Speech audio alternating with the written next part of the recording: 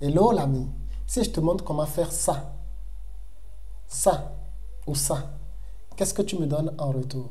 Je demande juste un pouce bleu, laisse un commentaire et surtout, n'hésite surtout pas à rejoindre ma communauté sur Telegram. Alors aujourd'hui, nous allons découvrir ensemble comment est-ce que nous pouvons prendre des entrées sans être euh, liquidés sur le marché. Et donc c'est vraiment très important lorsque nous sommes traders de rester longtemps sur le marché. Si tu es intéressé par ces astuces, n'hésite surtout pas à envoyer les paires à analyser que tu aimes analyser et surtout, peut-être tu peux rejoindre notre communauté. Alors, sans trop tarder, on passe sur le graphique. Nous allons constater en effet que le marché est régi par des règles. Le marché n'évolue pas. Vous connaissez déjà ce que nous appelons la loi de Dow.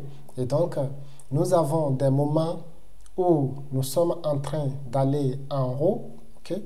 Le marché fait des hauts de plus en plus hauts, comme ça. Et des moments où le marché fait une récession. La récession, c'est simplement le moment où le marché est en train de faire une baisse. Et donc, ces deux moments sont des moments où les traders peuvent intervenir sur le marché. Nous avons également des moments où le marché ne fait rien. Et donc, ça, le marché est juste quelque part là. Et donc, voilà. Comment est-ce que nous pouvons entrer en position? Le but ici, c'est vous apprendre à trader de façon raisonnable.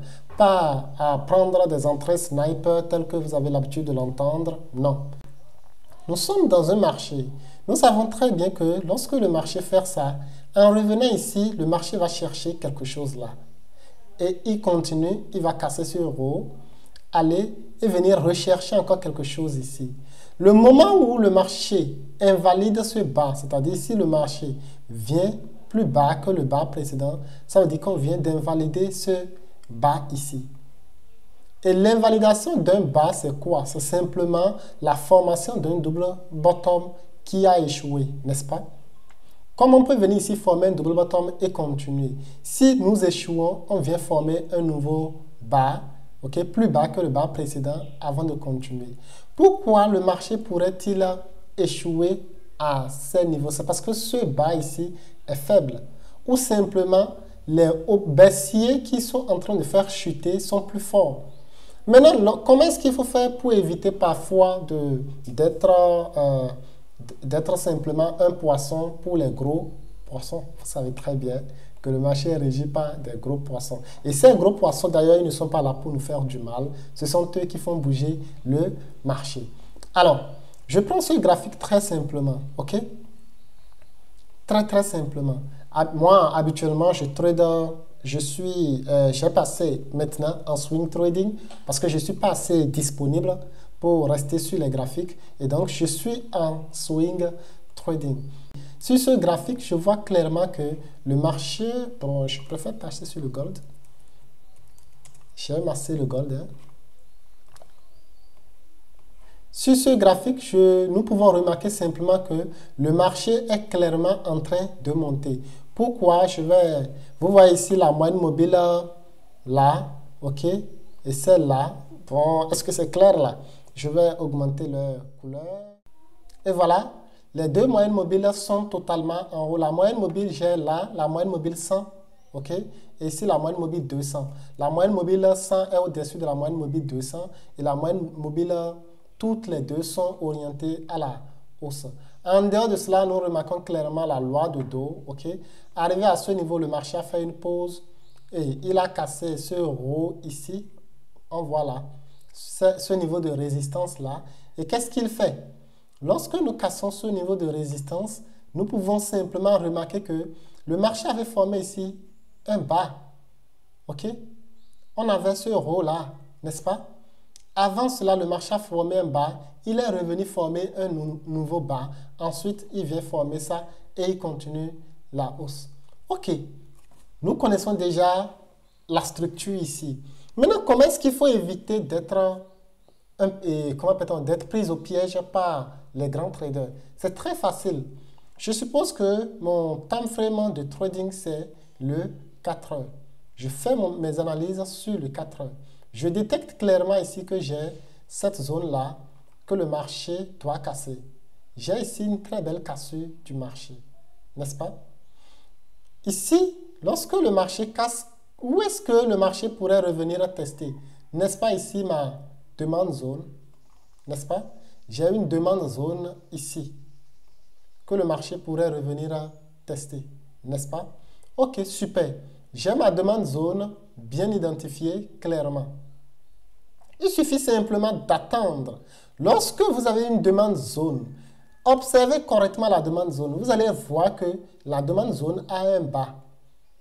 Vous allez remarquer qu'il y a un bas précédent à la demande zone. Ce bas de la demande zone peut être un bas dangereux. Pourquoi? Parce que simplement, le marché peut revenir juste en bas là et prendre. Et l'autre chose, c'est que ce bas ici, vous allez remarquer que le bas ici est régi par plusieurs bas. Vous allez voir ça clairement. Vous voyez là. OK? Et donc là, c'est un niveau de support. Et tous les supports, OK? Tous les niveaux de support, comme ça, sont en réalité des niveaux de liquidité. Lorsque vous avez également un drapeau comme ça, il faut savoir que ce bas ici est un bas de liquidation. OK? Ce bas est un bas de liquidation. C'est aussi simple que ça. Donc, il suffit d'identifier, d'être vraiment serein. Je prends par exemple ceci. Vous voyez ça? C'est un drapeau, ok? Un flag. Et qu'est-ce que vous voyez? Vous voyez que le marché vient tester là et il vient manipuler avant de continuer sa hausse. Est-ce qu'on voit? C'est aussi simple que ça. Le but, c'est simplement identifier quels sont les niveaux où le marché pourrait toucher avant de commencer. C'est pourquoi, lorsque vous voyez un trade, ne vous lancez pas tête baissée dans le trade. Non. Ne vous lancez pas tête baissée. Je prends par exemple ici ce graphique. J'ai ici quelque chose du genre, une droite de tendance. Remarquez comment cette droite de tendance est manipulée sauvagement. Cette droite est sauvagement manipulée. Si quelqu'un prend un trade ici, il se fait sortir là. S'il prend encore ici, il se fait sortir. Malgré cela, la loi de dos est bien sûr respectée. Vous voyez, après cela, nous sommes venus casser avec un pullback là, où on peut prendre le trade. C'est aussi simple que ça. Donc, essayez simplement de rester sur le marché tout en observant les différentes zones. C'est ça. OK? C'est aussi simple. Maintenant, à quel moment est-ce qu'il faut prendre le trade? C'est aussi facile. Lorsque vous avez une cassure, vous avez un pullback, vous prenez votre entrée au niveau du pullback. Juste après la formation du pullback. C'est tout. Si vous avez un pullback, c'est bon. Je ferai une autre vidéo dans laquelle je vais vous montrer comment prendre de très belles entrées, ok? Et surtout, certainement, comment faire ce que je viens de vous montrer tout à l'heure. C'est-à-dire, prendre des trades sans être sorti, ok? Prendre des entrées sans être sorti par le marché ou bien sans être expulsé par le marché. Avant de fermer cette vidéo, je vais vous montrer un exemple ici. J'ai ceci par exemple. Je te donne 2 minutes pour me faire cette analyse. 2 minutes, c'est pas trop?